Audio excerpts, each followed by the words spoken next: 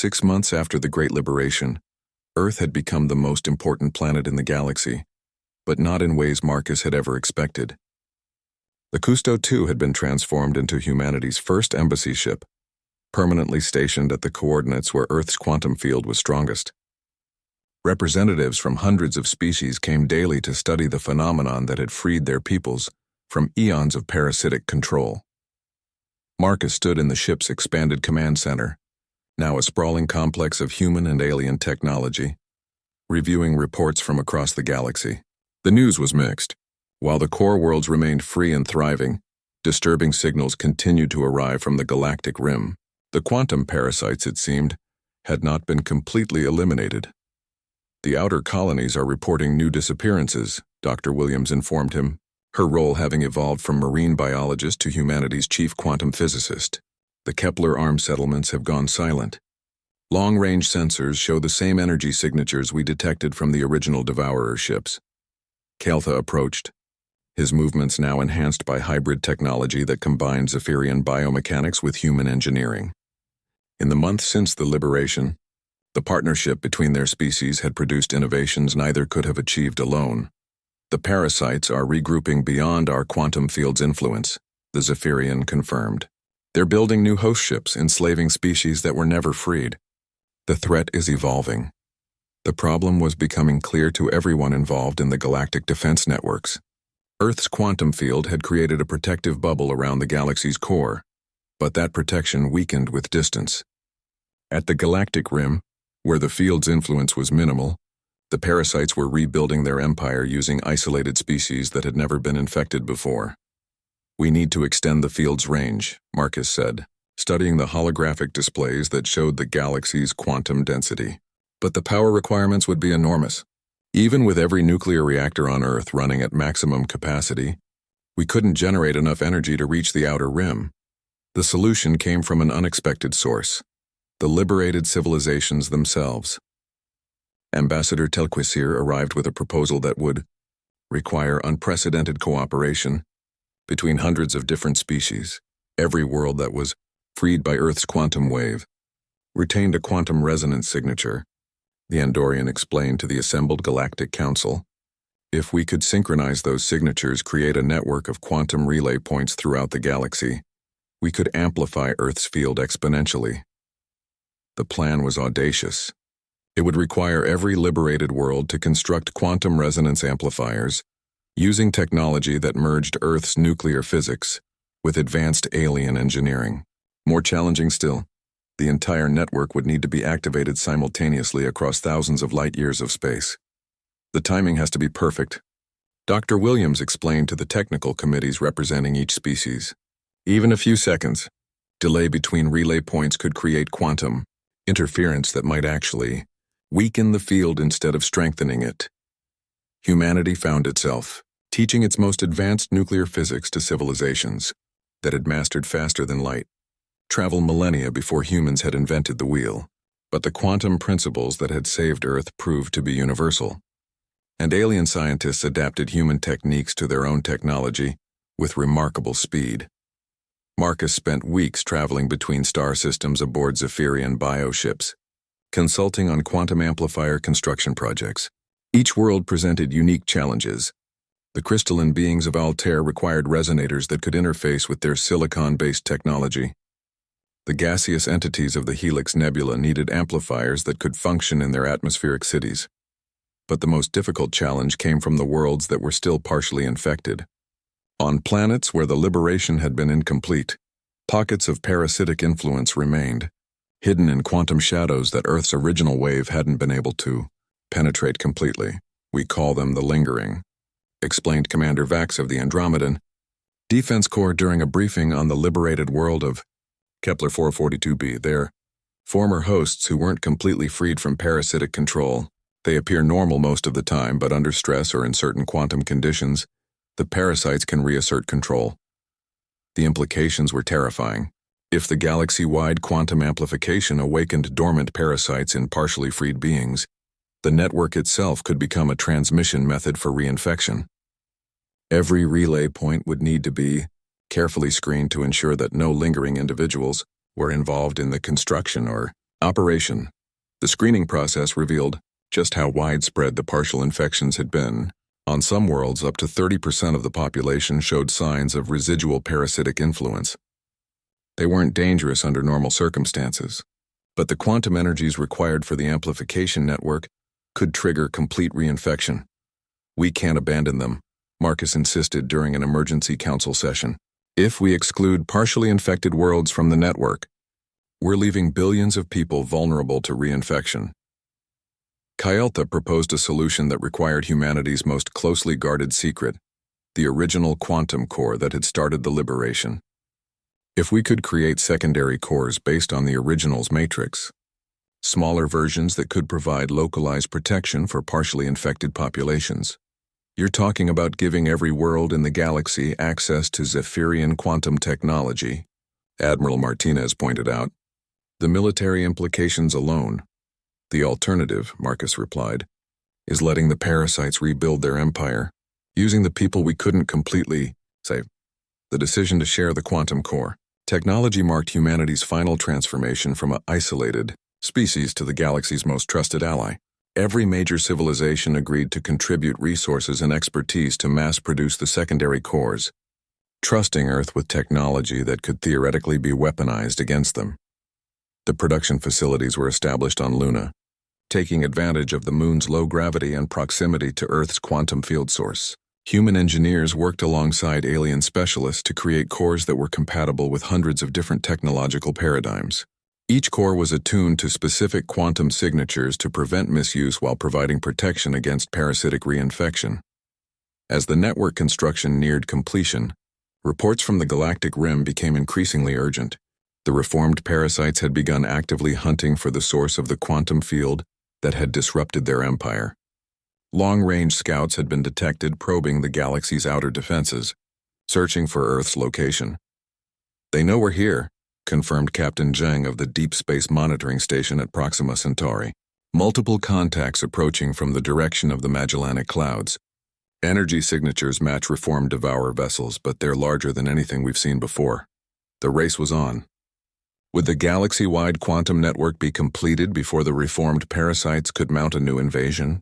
And even if the network functioned as designed, would it be powerful enough to stop enemies that had learned from their previous defeat? Marcus stood on the observation deck of the Cousteau 2, looking out at Earth's blue marble hanging in space, surrounded by the aurora of its quantum field. Somewhere out there, beyond the edge of human sensor range, an enemy that had enslaved galaxies for millions of years was preparing for revenge.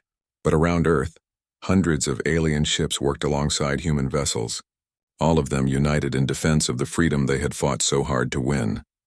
In less than 72 hours, they would either achieve the greatest triumph in galactic history or witness the beginning of a new age of darkness. The first wave of Devourer ships breached Luna's orbit at 1447 GMT on day 6. Humanity's deep space telescopes captured images that chilled the blood of everyone who saw them.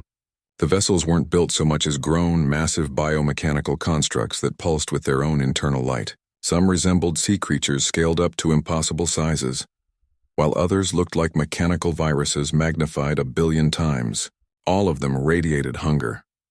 Marcus stood in the hastily constructed command center beneath the Cousteau 2, watching as feeds from around the globe showed the final preparations.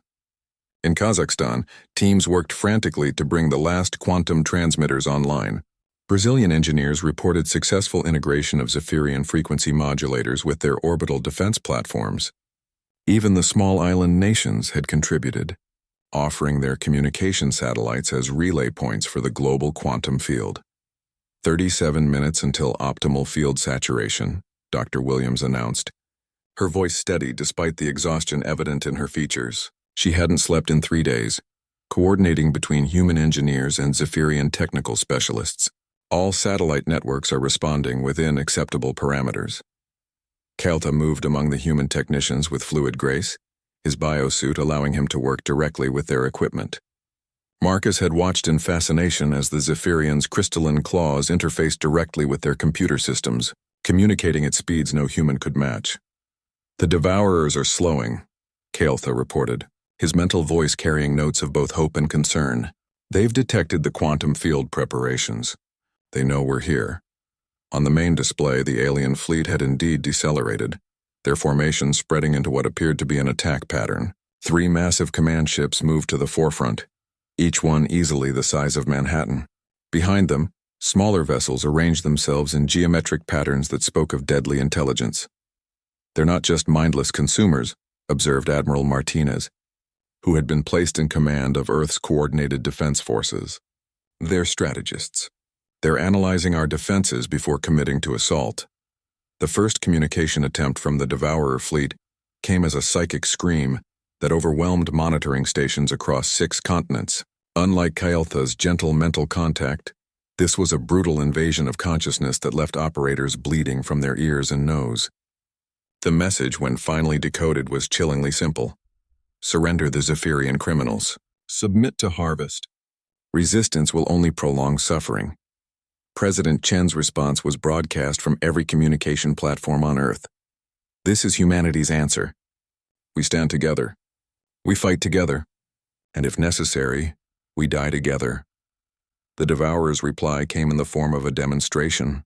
A small asteroid in the outer belt simply vanished, consumed in seconds by what appeared to be a feeding frenzy of smaller vessels. Where solid rock had existed, only empty space remained. "Biological warfare," Kael'tha explained grimly. "They release specialized organisms that break down matter at the molecular level, then consume the resulting slurry. It's how they've destroyed entire worlds." But humanity's response surprised even the Zephyrians. Instead of panicking at this display of power, people around the world volunteered in even greater numbers. Scientists worked faster. Engineers pushed their equipment beyond safety limits. Military forces prepared for a battle unlike anything in human history. The quantum field came online 18 minutes ahead of schedule. Marcus felt it the moment the satellites achieved synchronization. A subtle vibration that seemed to emanate from the Earth itself, as if the planet had suddenly begun singing a song audible only to quantum-sensitive equipment. The Zephyrian technology integrated with human engineering had created something neither species could have achieved alone. "Field stability at 97% and climbing," Sarah reported.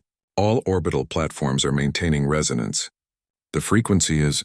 God, it's beautiful." Indeed, the quantum field was visible to the naked eye from Earth's surface. Auroras danced across every latitude as the planet's magnetic field interacted with the artificially generated quantum frequencies. The northern lights painted themselves across tropical skies, and the southern lights blazed over Arctic regions. The Devourer fleet's reaction was immediate and violent. The leading ships recoiled as if burned, their biomechanical hulls writhing in apparent agony. Several smaller vessels actually imploded, unable to maintain structural integrity in the presence of the quantum disruption. "It's working," Admiral Martinez breathed. "The field is actually hurting them." But the celebration was premature. The Devourer command ships adapted quickly, their hulls shifting and reconfiguring to reduce their exposure to the quantum frequencies. They began launching waves of smaller organisms, living projectiles that could survive brief exposure to the field long enough to reach Earth's atmosphere. "Incoming biological ordnance," reported tracking stations from around the globe. "Multiple contacts, estimated impact in 17 minutes. The first biomissiles struck Earth's upper atmosphere like falling stars. Instead of burning up during re-entry like conventional meteorites, they began to spread, releasing clouds of microscopic organisms designed to begin the harvest process immediately." Within minutes, reports came in of dead zones appearing in the Atlantic Ocean, areas where all marine life simply ceased to exist. "They're trying to establish beachheads," Kael'tha realized. "If enough of their biological agents survive to reach the surface, they can begin converting Earth's biosphere from within." Humanity's response was swift and decisive. Nuclear submarines surfaced to launch modified warheads directly at the biomissile impacts. Air forces scrambled to intercept the falling organisms before they could spread further. Most remarkably, civilian ships from every nation converged on the dead zones, spraying quantum-charged solutions developed by human Zephyrian research teams. "The field is holding them back, but not stopping them completely," Sarah reported as new waves of biomissiles launched from the Devourer fleet. "They're adapting faster than we anticipated." It was then that Marcus had an inspiration born of desperation. He looked at the quantum core still pulsing in his hand, then at the global defense network humanity had built in less than a week. Kael'tha, what would happen if we fed the core directly into the quantum field?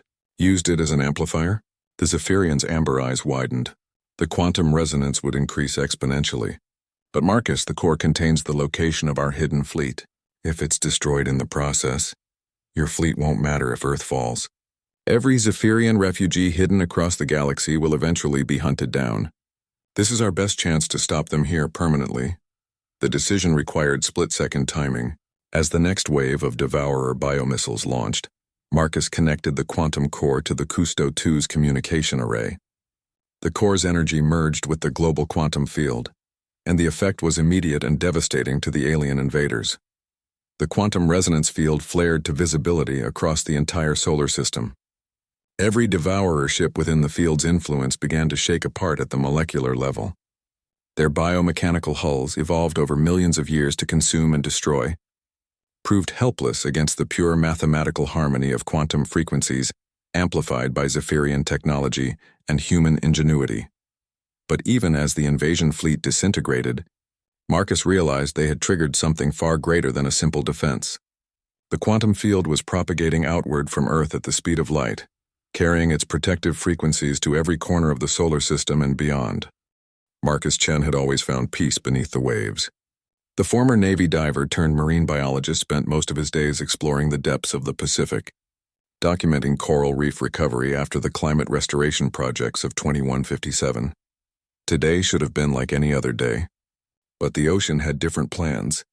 20 meters below the surface near the Mariana Conservation Zone, Marcus noticed something that made his blood run cold.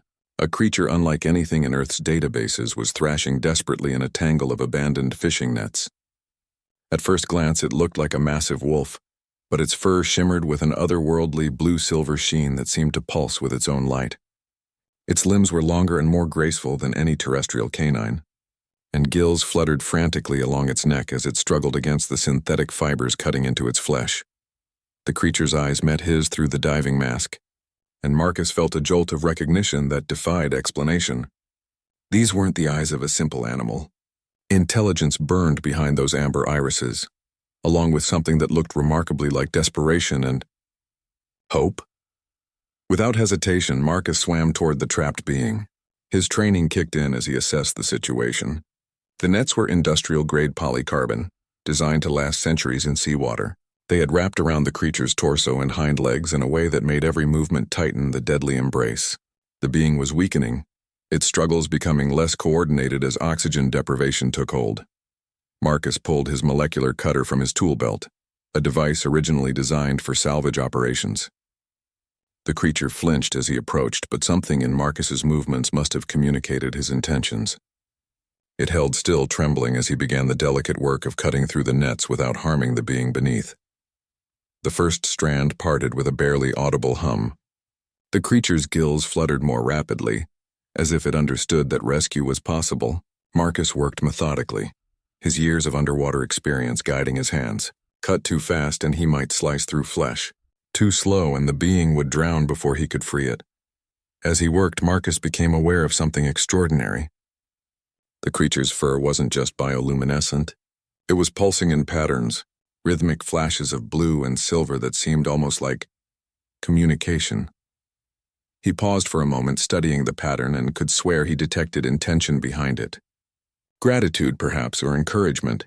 The second net strand broke, then the third. The creature was able to move its front limbs now, and to Marcus's amazement it began helping with the rescue.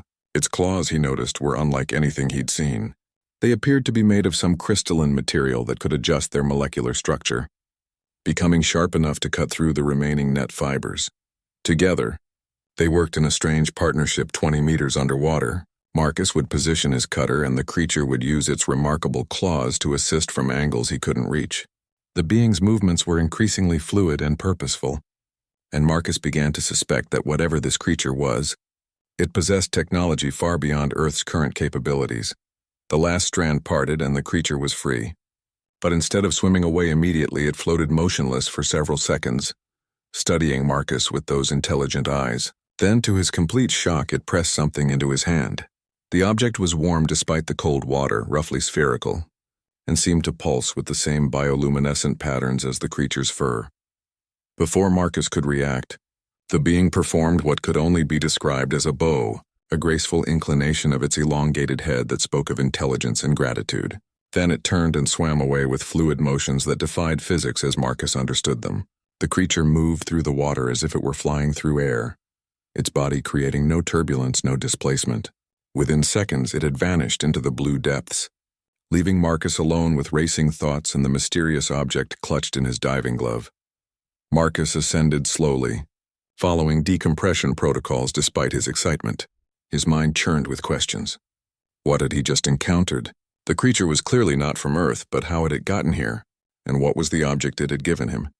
Back on his research vessel, the Cousteau II, Marcus carefully removed his diving gear and examined his gift under proper lighting. The sphere was about the size of a golf ball, composed of what appeared to be living crystal. Patterns of light moved beneath its surface like captured aurora, and it was warm to the touch despite having been underwater for who knows how long. Dr. Sarah Williams, his research partner and xenobiology specialist, nearly dropped her coffee when Marcus showed her the dive footage from his helmet camera. They watched in stunned silence as the rescue played out on the monitor. "Marcus," Sarah whispered, "do you understand what this means? This is first contact, actual undeniable proof of extraterrestrial life, and not just microbes or plant analogs. This is a clearly intelligent species." Marcus nodded, still staring at the crystalline sphere. But why was it here? And why was it drowning? If it has gills, it should be able to breathe underwater indefinitely. Sarah enhanced the footage, zooming in on the creature's gill structure. "Look at this. These aren't like any gills I've ever seen. They're more like atmospheric processors. I think this being might need a specific gas mixture to survive underwater, something not found in Earth's oceans." They spent the rest of the day analyzing every frame of the encounter. The creature's technology, its apparent intelligence, the way it had helped with its own rescue, and most puzzling of all, the gift it had left behind. Every analysis raised more questions than answers. As evening fell, Marcus stood on the deck watching the sunset paint the ocean in shades of gold and crimson. The crystalline sphere sat warm in his palm, its internal light pattern seeming to pulse in rhythm with his heartbeat. Somewhere out there in the vast Pacific, an alien intelligence was swimming free because of his actions, but he had the growing suspicion that the rescue was just the beginning. The sphere pulsed brighter, and for just a moment, Marcus could have sworn he heard something like a whisper in his mind. A single word in a language he didn't recognize but somehow understood. Soon, the quantum resonance wave propagated beyond Earth's solar system at unprecedented speed, carrying with it a frequency that would forever change the balance of power in the galaxy. Marcus watched in awe as deep space sensors tracked the wave's progress, knowing that every devourer ship it encountered would face the same molecular dissolution that had destroyed the invasion fleet. But the victory came with an unexpected revelation that left everyone speechless. "Marcus," Dr. Williams called out, her voice filled with wonder, "you need to see this. The quantum wave, it's not just destroying devourer ships, it's doing something else." The main display showed feeds from telescopes across Earth's surface and orbital platforms. As the quantum wave swept through nearby star systems, dead worlds were beginning to show signs of life. Barren planets that had been consumed by devourers years or decades ago were experiencing what could only be described as resurrection. "The quantum frequencies are reversing the molecular breakdown," Kael'tha explained, his mental voice filled with amazement. "The wave is reconstructing matter that was disintegrated by devourer organisms. Entire ecosystems that were thought lost forever are being restored." The implications were staggering. Across the galaxy, civilizations that had been mourning their destroyed world suddenly received signals from planets they thought were dead forever. The Altarian homeworld, consumed 3 years earlier, began transmitting again. The Helix Nebula colonies, reduced to lifeless rock, showed biosignatures of returning vegetation. But the most shocking discovery came when long-range sensors detected massive structures emerging from what had appeared to be empty space near the galactic core. Ships, cities, and entire space habitats materialized as the quantum wave restored matter that had been rendered invisible by devourer technology. They weren't just destroying civilizations, Marcus realized, studying the sensor data. They were hiding them somehow, making entire populations vanish without actually killing them. Kael'ta's biosuit flickered as he received transmissions from across the galaxy. His mental voice carried emotions Marcus had never sensed from the Zephyrian before. Joy, relief, and overwhelming gratitude. "My people's homeworld," Kael'ta whispered. "Zephyr still exists.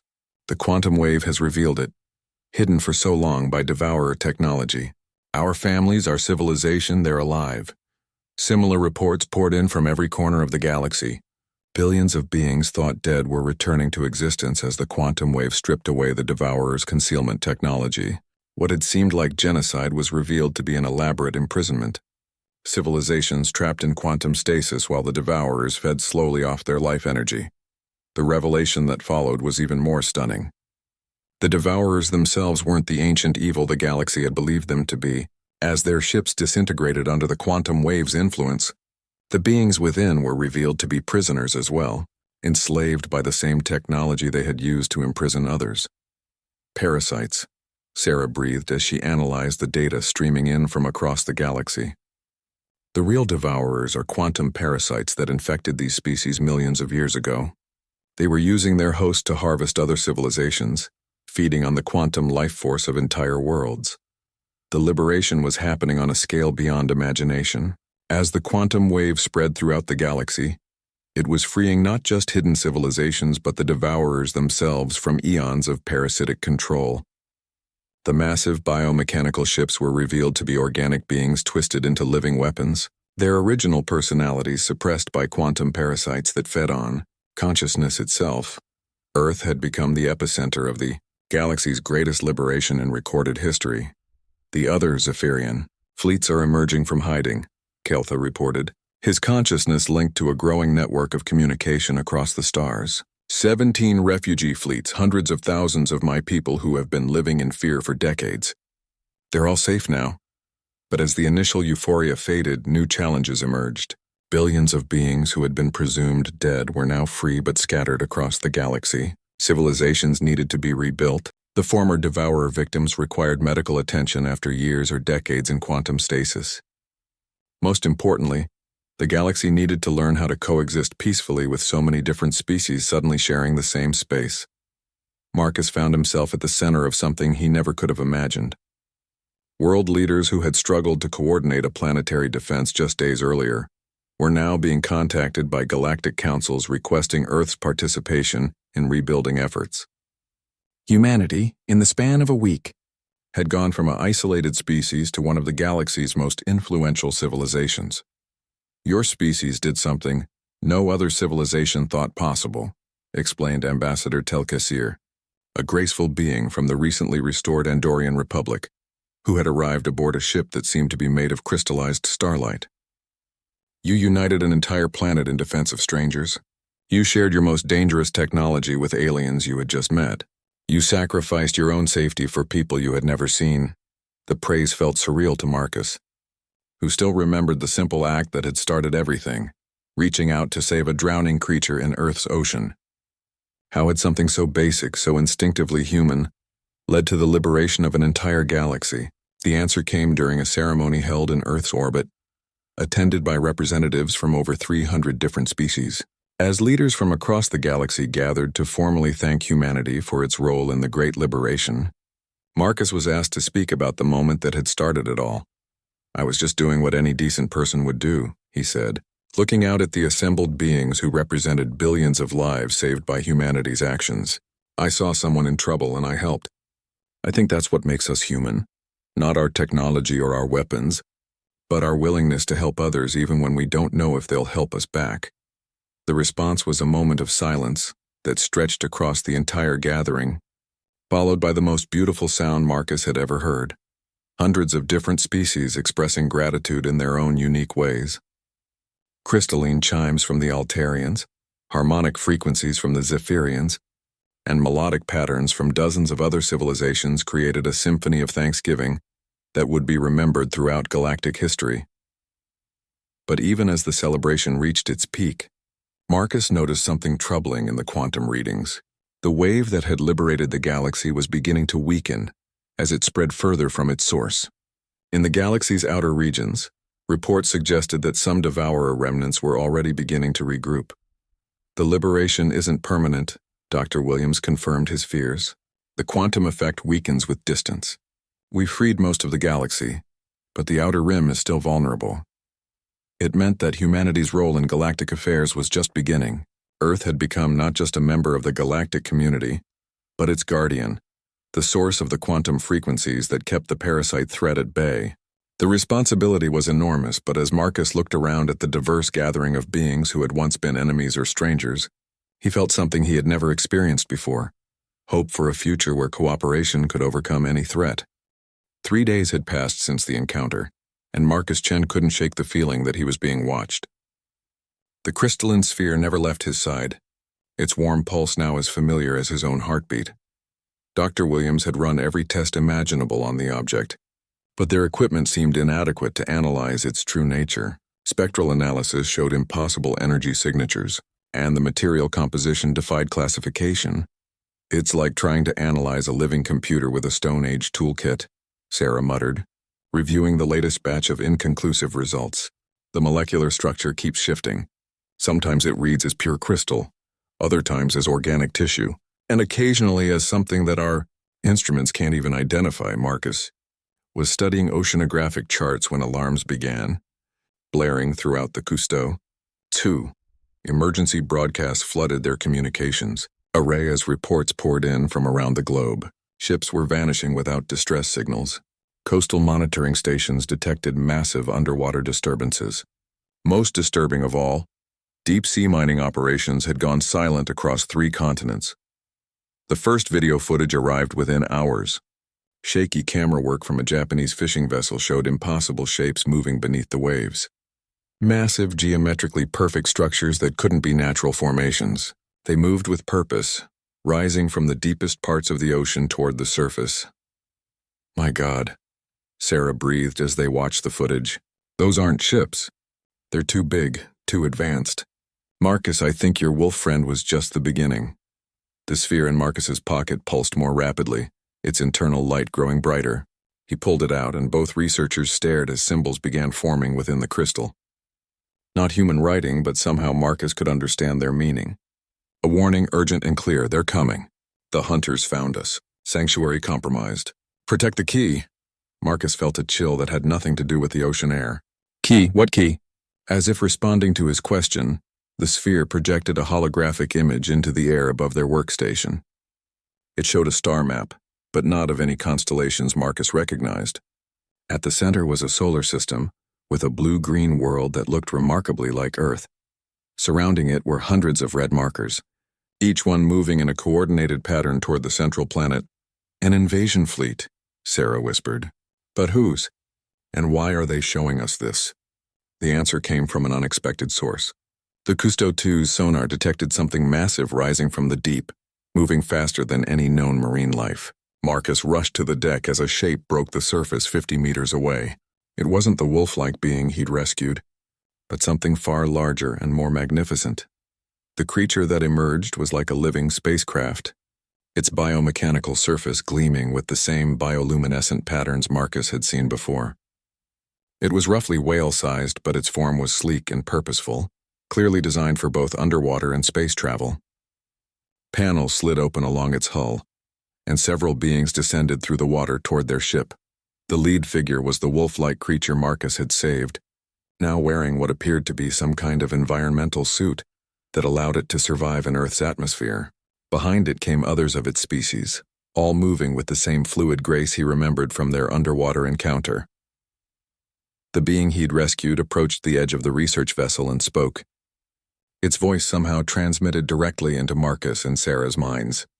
The mental contact was gentle, respectful, asking permission before establishing the link.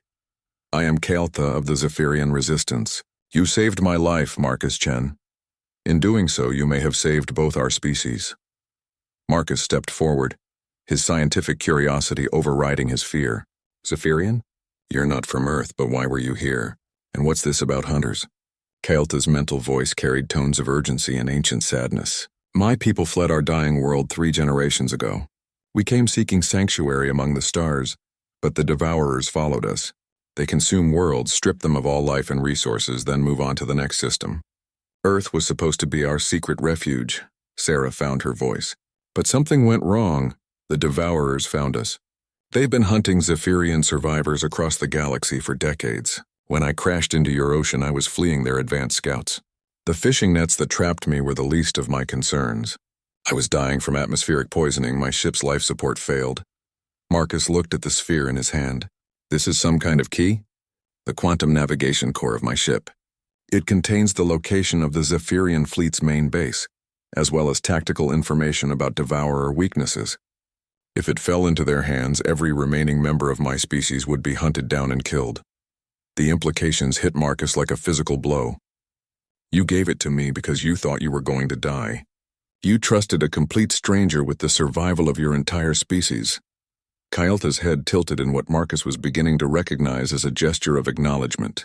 I read your intentions in that moment beneath the waves.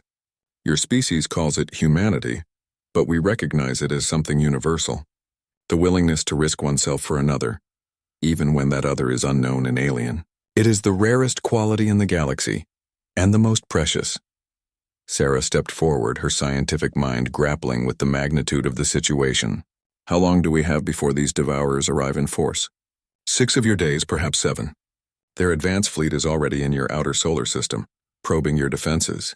They've detected the core's signal and know it's here. Marcus felt the weight of impossible responsibility settling on his shoulders. What can we do? Humanity has never faced anything like this. Our weapons, our technology, everything we have is primitive compared to what you're describing. Kylta exchanged glances with the other Zephyrians, and Marcus caught hints of a heated mental discussion. Finally, the being turned back to them. There is one possibility.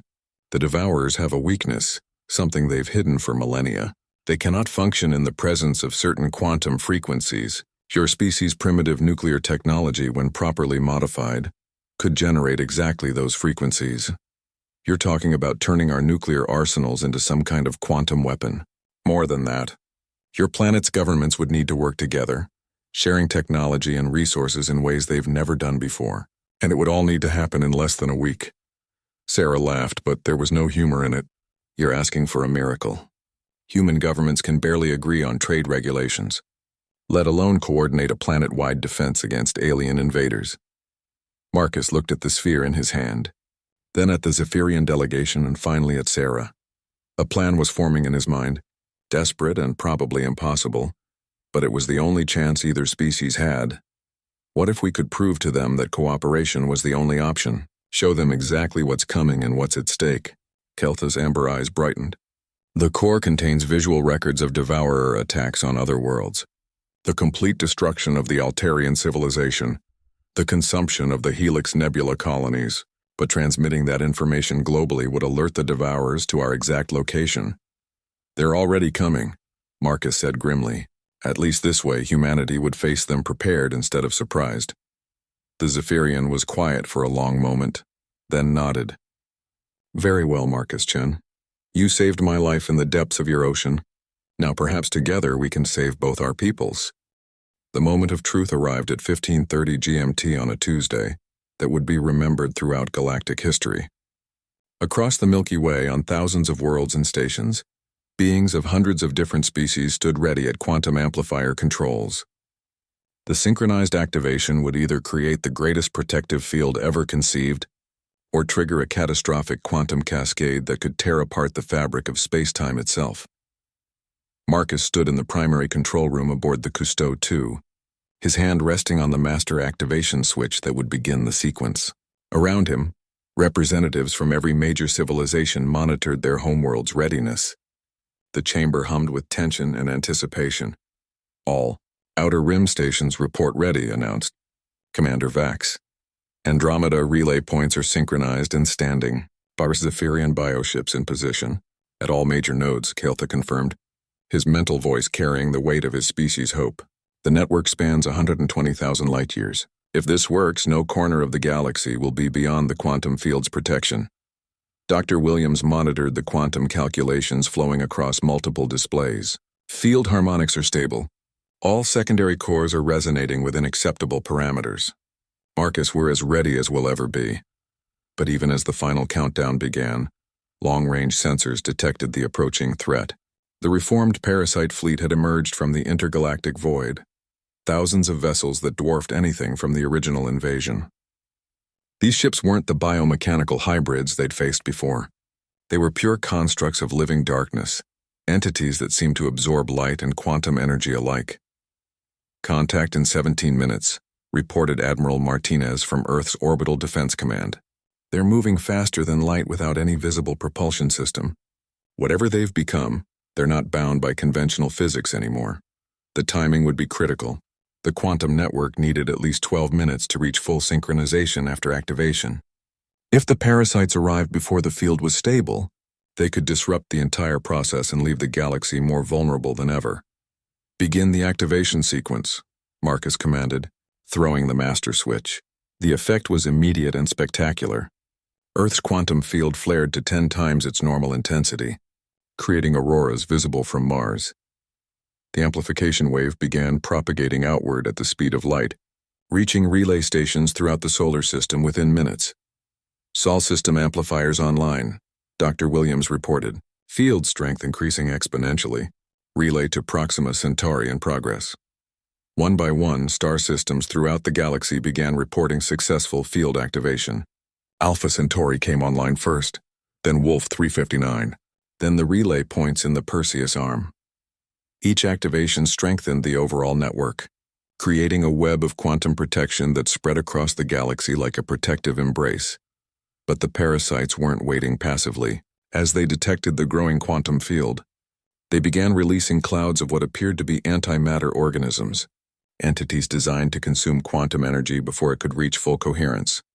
"They're trying to starve the field," Keltha realized as sensor readings showed the dark clouds, expanding toward Earth. "If they can disrupt enough relay points before the network reaches full power." The battle for the galaxy's future became a race between creation and destruction. Human and alien ships throughout the solar system engaged the antimatter organisms with everything they had. Earth's modified nuclear arsenal, originally designed to generate quantum frequencies, was repurposed to create localized disruption fields that could neutralize the parasite entities before they reached the relay points. "Kepler sector online," reported the Andromedan Defense Corps. "Outer rim amplifiers are beginning synchronization. Zephyrian. Homeworld network active," Keltha announced with pride. "My people's quantum bioships are amplifying the field beyond calculated parameters." The network was working, but barely staying ahead of the parasite countermeasures. As each new sector came online, the dark entities adapted their attack patterns, finding new ways to disrupt quantum coherence. It became clear that this wasn't just a battle for territory. It was an evolutionary arms race between order and chaos, creation and consumption. The crisis came when the parasites reached Earth's outer defense perimeter. The lead entities weren't ships in any conventional sense, but living voids in space-time itself. Regions where physics broke down and quantum effects simply ceased to function. "Quantum field coherence dropping," Dr. Williams called out in alarm. "They're creating null zones around the primary amplifiers. If they reach Earth's core generators," Marcus made a decision that would echo through history.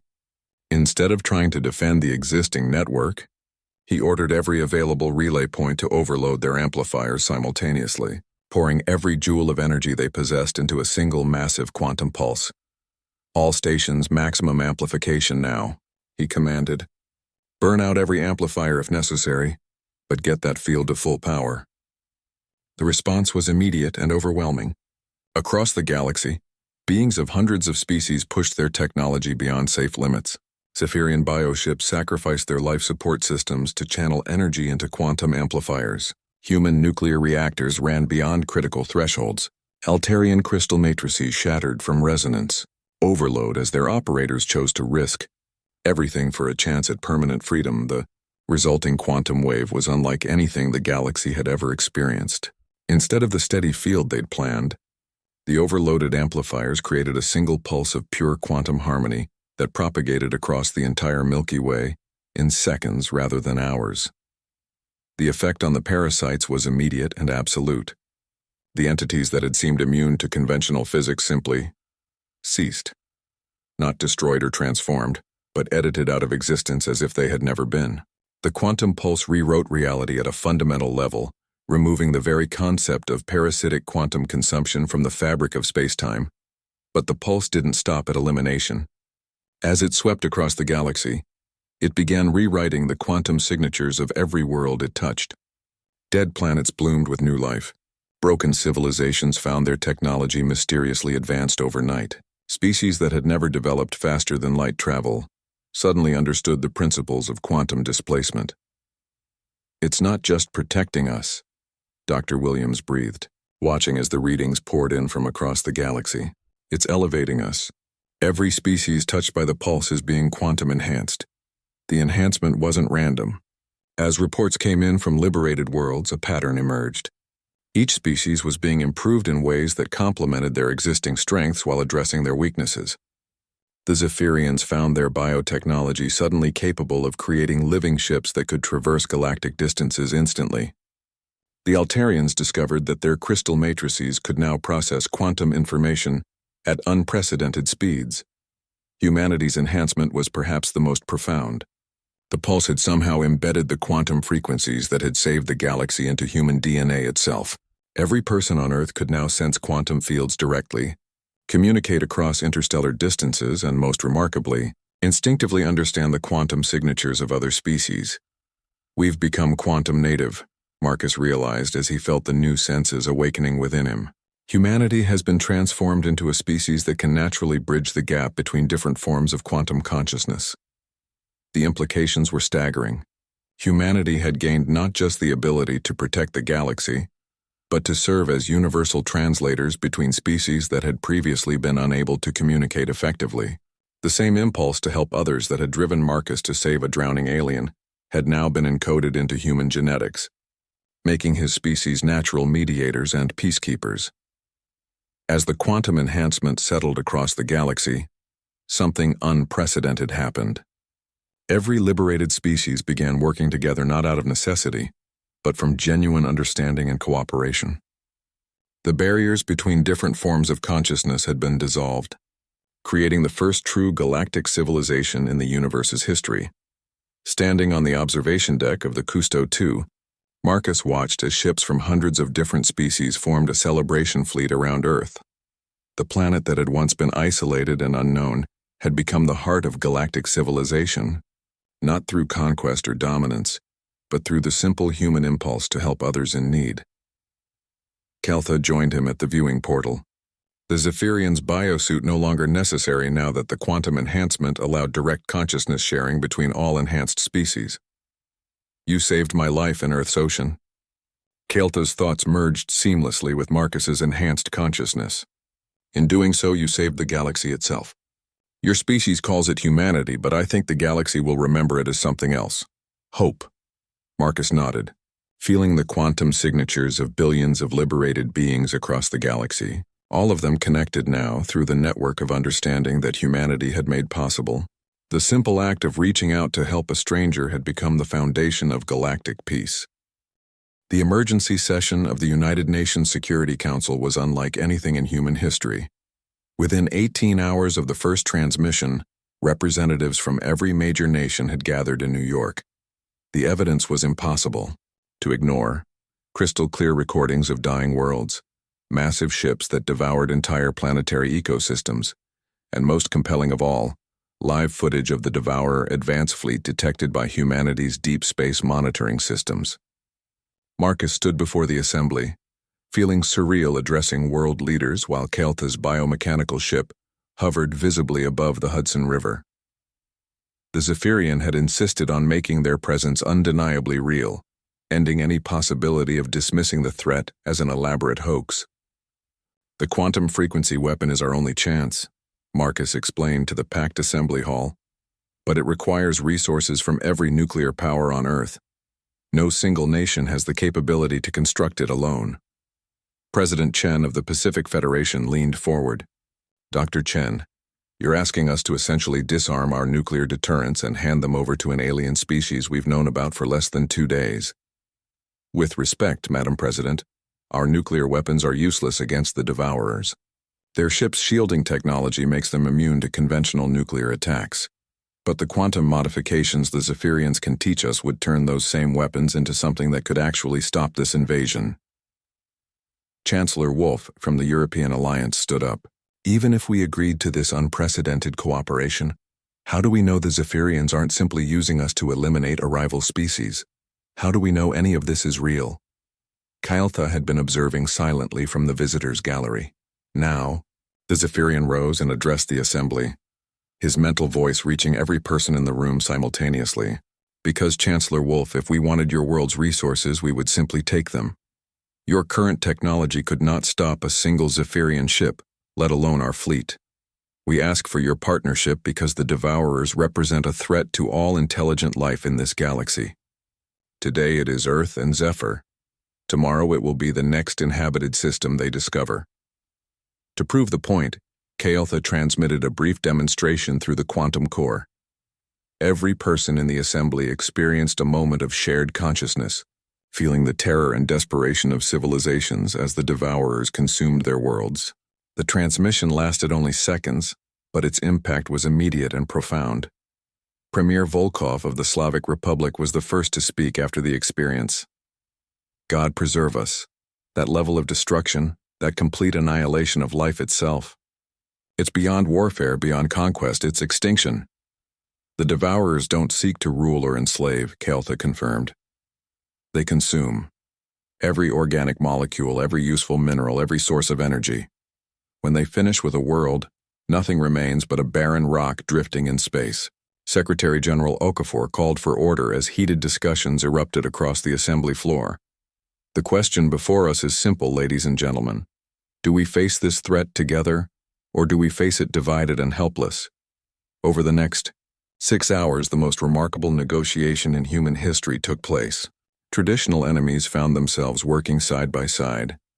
The Israeli and Palestinian representatives drafted joint proposals. The Indian and Pakistani delegations shared decades-old nuclear specifications. American and Chinese scientists compared notes on fusion technology. Dr. Sarah Williams coordinated the technical aspects from the Cousteau II, now anchored in New York Harbor, serving as a floating command center.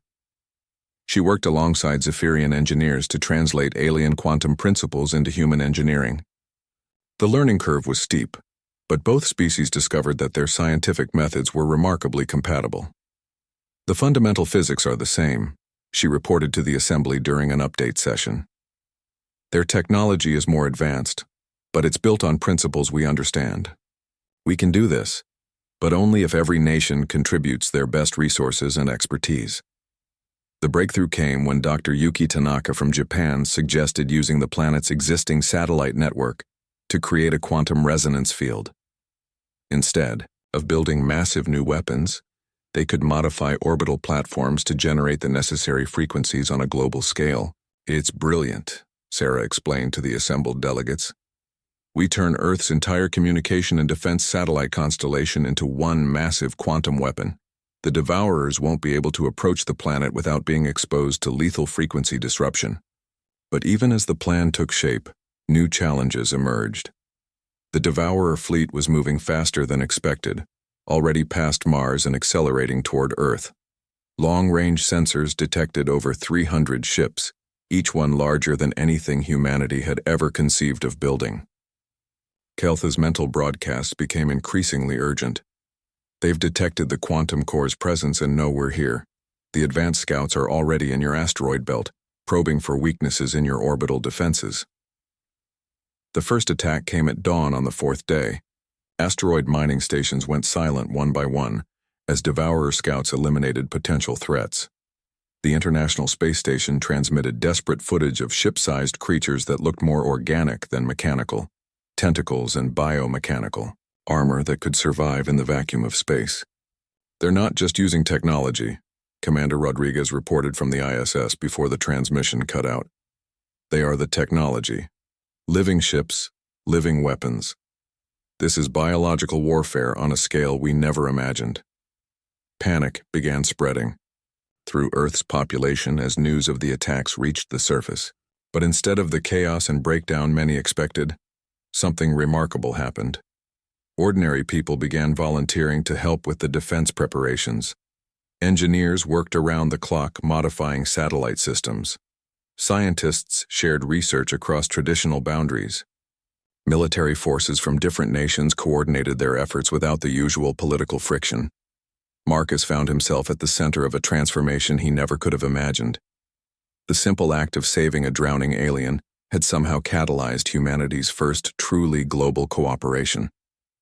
As he watched Chinese technicians working alongside American engineers to modify European satellites using Zephyrian quantum principles, he realized that the invasion had accomplished something centuries of diplomacy had failed to achieve. "Your species is remarkable," Kael'tha observed during a brief moment of calm. "Most civilizations fragment when faced with extinction. They blame each other, hoard resources, fight among themselves even as death approaches. But humans are doing the opposite. You're becoming stronger together." Marcus nodded, watching as Brazilian programmers collaborated with Russian physicists on orbital targeting systems. Maybe we needed a threat big enough to make our differences seem small. Or perhaps, the Zephyrian replied, "Your species was always capable of this unity. You simply needed the right catalyst to reveal it. The quantum resonance field would be ready within 48 hours, but the Devourer main fleet was already passing Jupiter. Earth's fate now rested on whether humanity's first attempt at planetary defense would be enough to stop an enemy that had consumed dozens of worlds before them.